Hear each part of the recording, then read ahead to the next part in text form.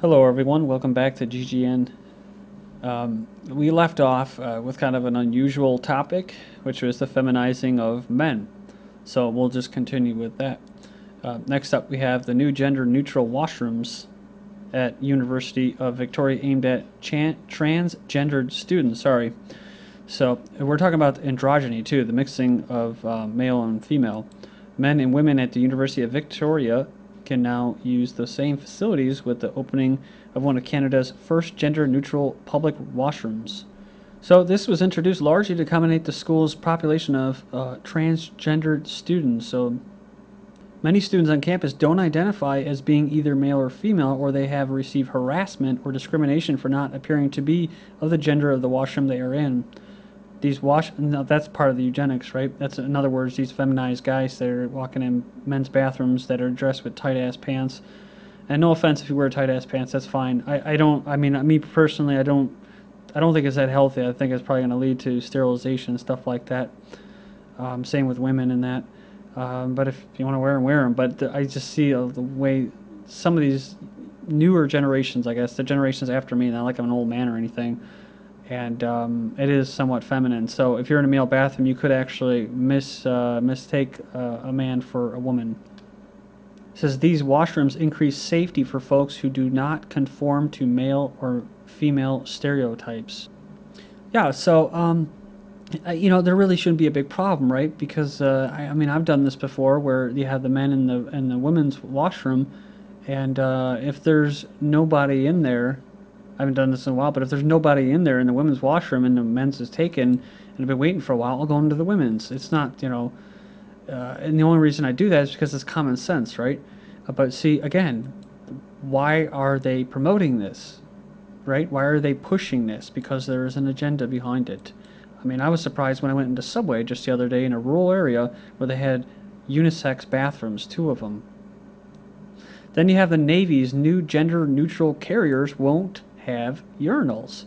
So the U.S. Navy's new class of carriers will be the first to go without urinals, a decision made in part to give the service flexibility in accommodating female sailors. So yeah, I guess apparently it was, they began deploying women on these combat ships in 1994. But they're saying that actually the real reason is what? They're saving money and maintenance costs, improving quality of life. Just I'm going to breeze through these ones because it's a common theme now. From the University of Washington, gender-neutral housing to be offered at the university. They're catching up with other schools by implementing the new policy. So this Jennifer Gibbons, one of the authors of the proposal for gender-neutral housing at the university, said, "I'm absolutely tickled about it." So she says a lot of students will like it. So it says the policy often left queer students in uncomfortable situations, which would be worse for a queer student coming out to his or her roommate and potentially facing intolerance or ridicule, or keeping his or her true identity under wraps.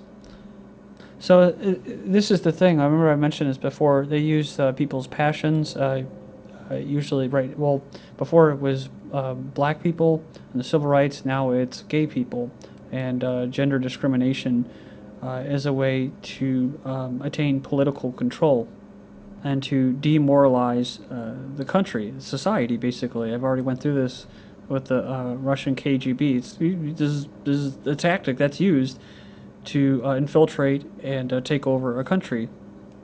So it's not like, CIA agents and movies like Born Identity. It's this. It's propaganda. It's social engineering. So this wasn't a big deal before, but now they're being victimized, so something must be done. So besides helping the victims, this is going to promote this. Something like homosexuality that probably wasn't that widespread before is now, only because people are saying, well, I'm told that I could be, and if I don't, if I speak out negatively against it, I might be one. So who knows, right? Another thing too that I thought about, I wanted to mention, going back to this urinal article, was that they push stuff like this, like these gender-neutral bathrooms, but at the same time, what it also, they're not just pushing it, they're doing it. Cameras in school bathrooms, promoting voyeurism. So what we're talking about here, when you're talking about neutral and these dormers and stuff like that, is promiscuity. So that they already want people to just be taking the pill and sleeping around with all kinds of strangers every single day, and putting off, any kind of family unit or something like that, and pursue a career. Pursue your own needs, your own desires. When I went through high school, grade school was okay, but going through that change, as they say, puberty during that 13, 14, 15-year-old age, it was hard for me. It was difficult for me for some reason. And going into high school, I had the options between co-ed, private school, or all boys school, and I decided to go with the co-ed one. Because I like girls and stuff like that. But it really became a distraction, especially when the girls, would all wear those uniforms, hike up all their skirts. They're going through their cycles, their own cycles or monthly cycles, and you got to be around that. And it's just a hostile, unnatural environment. I think an engineered environment. In the Native American communities, I remember when I was out in Oregon in a community, and they were explaining to me what they actually did for a long time. Even to a certain extent, people are offered the option when they come to visit. A lot of them come from Europe to this little Native American community, is that the women they'd have their own separate space that they go away from, not just the men, but the other women, until their cycles are over. So it's not about discrimination. It's good for all parties. But you try promoting something like that now or saying it, you'll be vilified and looked at it as like a kook. But then we have Harrods unveils gender-neutral toy department now, a toy kingdom. So the London department store appears to have taken the musings of a 4-year-old Riley Maida, who railed against toy marketers to stop forcing pink stuff and princesses on little girls to heart. So last week, the store unveiled 26,000 square foot gender-neutral toy department called Toy Kingdom. Instead of grouping products into boys and girls, it's organized by theme. So this sounds all great and wonderful, right? Because she was victimized. Well, the problem is this is Prince's programming. This goes back to the Illuminati. This is programming girls to be little Pippas, little Kate Middletons, to marry the rich guy, the guy with not that can't hunt, right? They're not going to be able to hunt and stuff like that and provide the old traditional way. It's talking about being able to go and financially hunt. Who's got the financial capital, right? That's what they teach women to look for. Who has the financial value? That's how they look at you as a worker nowadays, as a laborer, not as a human being. But what is your value as an asset, a financial asset? And so that's why a lot put off marriage to find that perfect prince, right? And that's why they push the color pink, which I hate to say it, like Stuart Swirlow has said, and I agree with him on this hyperspace idea or concept of colors. And this color, this hot pink, is for over-sexualization. So you can see what they're actually pushing on one end, and then where do they go to the other end, to the other extreme? Oh, well, let's just make it all so that there is no boy and girls, right? So that kind of pisses me off, how they just swing from one end of the programming engineering to the other. A country tries to banish gender. Now, most of you already heard this, but including in this report from April 11th, 2012, Sweden's new gender-neutral pronoun, a hen. So by most people's standards, Sweden is a paradise for liberated women. It's the highest proportion of women working in the world, and women earn about 2/3 of all degrees. So, yeah, it goes on, it says in 2010, the World Forum designated Sweden as the most gender-equal country in the world. But for many Swedes, gender equality is not enough, and they're pushing the Nordic nation to be not simply gender-equal, but gender-neutral. Okay, so like I said, from one end to the other. Couple raised child as gender neutral to avoid stereotyping.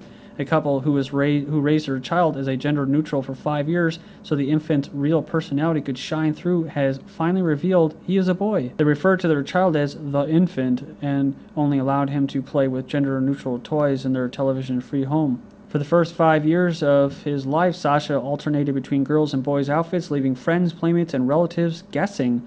So it goes on and it says that I wanted to avoid all that stereotyping. So she says stereotypes seem fundamentally stupid. Why would you want to slot people into boxes? Well, people that tries to point out the aerosol chemtrail spraying or the dangers of cell phones can be put into a box, right? As a conspiracy tinfoil hat wearing person who's not based in reality. Well, that's putting someone in a box. Someone who's a boy who has the genitalia as a boy or a girl is a boy or girl. They might be both, But that's a rarity, right? How many in the population are actually have both? Not many. And if they're going to ask anybody and take a vote, they should ask that very small minority of people that do have both anatomies and ask them what do they think. And they'll probably be, well, you know what? I really don't give a shit. You shouldn't just change everything up just for us. Let's ask a child who went through this little experiment. This is from 2010. My name is Jesse from Newsweek.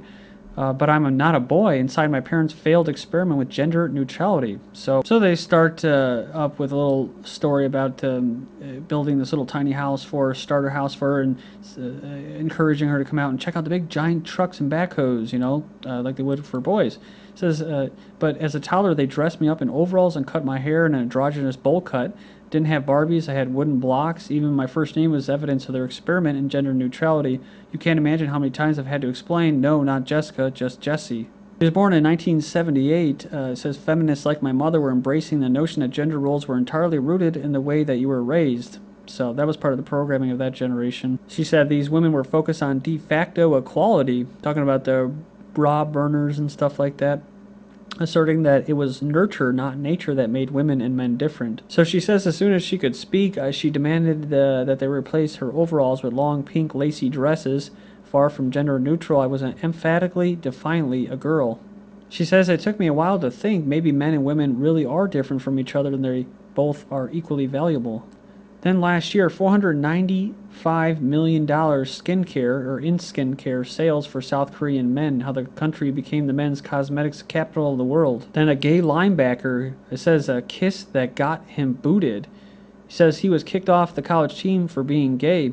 Concussion kept Jamie Kuntz from suiting up for his first college game. A kiss from his much older boyfriend at the game led the freshman linebacker to be kicked off the team in North Dakota. Said people around here aren't exposed to it. People expect gays to be flamboyant, not football players. So apparently a teammate saw the kiss and told the coaches, and then when confronted, he told the man that he had kissed his grandfather. I guess it was a 65-year-old boyfriend.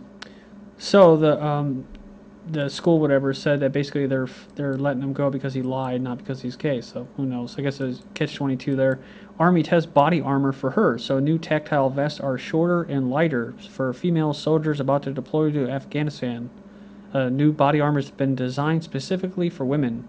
From August 29, 2012, women slowly advance into Marine Corps combat jobs. Says there may be some anxiety from male Marines. Pentagon says this is to better reflect the realities of modern warfare. Well, what is modern warfare besides drones and drone strike and stuff like that? A cyborg soldier has baby on the front line. Doctor sent from the UK as Army girl who didn't even know she was pregnant gives birth after a Taliban raid. So the soldier had passed her pre-deployment training, including 8-mile march and 5-mile run, without realizing she was pregnant. So the top brass will need to start thinking very carefully about how female soldiers are tested before deployment. And check this out, Chick-fil-A backing off anti-gay agenda. So, wow, maybe it is all just about business and profits. Maybe they listened to Clint Eastwood, who said what? He reaffirmed his support for marriage equality. So he came from the RNC, the Neocon Convention, and now he's affirming on Ellen. He does not share Mitt Romney's anti-LGBT views. A 3-parent baby fertility technique could be made legal. So a fertility treatment which eliminates hereditary disease by engineering babies could carry healthy DNA from a third biological parent could be legalized next year. So this, of course, is genetic engineering, right? To create healthy children, the super race. Well, it's actually, it was just done August 30th, 2012 in Brazil. Brazil recognizes a 3-person union. I personally agree with Clint Eastwood about leave everybody alone. Unfortunately, this is a political issue, right? Most people, or not most people, but a lot of people don't want to fund abortions. A lot of people don't want to fund same-sex marriage. So this is why it is an issue, and they have the right to at least oppose it. Fortunately, the government is a dictatorship, a scientific dictatorship, an experiment on people. So the gift of life, as a grandmother 53 gives birth to her own grandchild after cervical cancer left her daughter infertile. So it was a nice thing that she did, and it's great she could have a kid, but again, this is going to be promoting eugenics. While at the same time, father-daughter dances are banned in Rhode Island as gender discrimination. The ACLU says events violate the state's gender discrimination law. Colorado's school seizes rosary beads from student and calls them a gang symbol. It's disruptive to learning. Not forget the school that banned cartwheels on the playground. In Pennsylvania, they're considering a dog ban in the business district. Motorists face an EU ban for modifying their cars. New York City passes a soda ban. Thank you.